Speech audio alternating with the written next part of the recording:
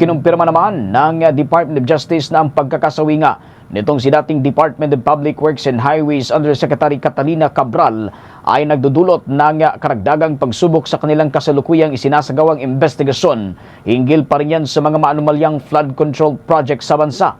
Ipinaliwanag nga ni Prosecutor General Richard Anthony Fadulyon na ang mga potensyal na pahayag o salaysay na sana ay manggagaling kay Cabral ay malaki ang may tutulong sa paglilinaw ng mga detalye sa pagdinig na isinasagawa naman ng Senate Blue Ribbon Committee kaugnay ng mga sinasabing maanumalyang proyekto.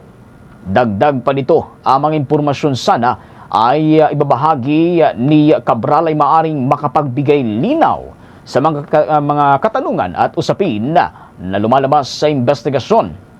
Gayunpaman mga kabombo, dahil sa kanyang pagpanaw, hindi na may sasakatuparan ang pagkakataong ito.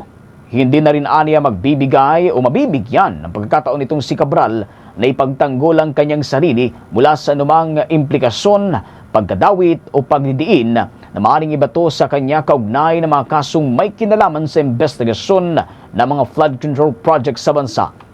Sa kabilaan niya ng dagok na ito sa investigasyon, tiniyak ni Attorney Fadulyon na mayroon pang ibang mga anggulo na kasalukuyang sinusuri at binibigyang pansin ang mga investigador. Bukod pa rito, mayroon din umano iba pang mapagkukunan ng impormasyon na siya namang maaaring magamit bilang kapalit o suporta sa mga salaysay na inaasahan sanang magmumula sa yumaong si Cabral.